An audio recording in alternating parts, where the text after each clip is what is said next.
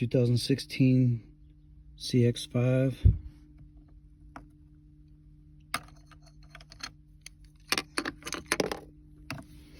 There's a little clip down in there, that little metal clip right there. You gotta take it out, right over the top of it.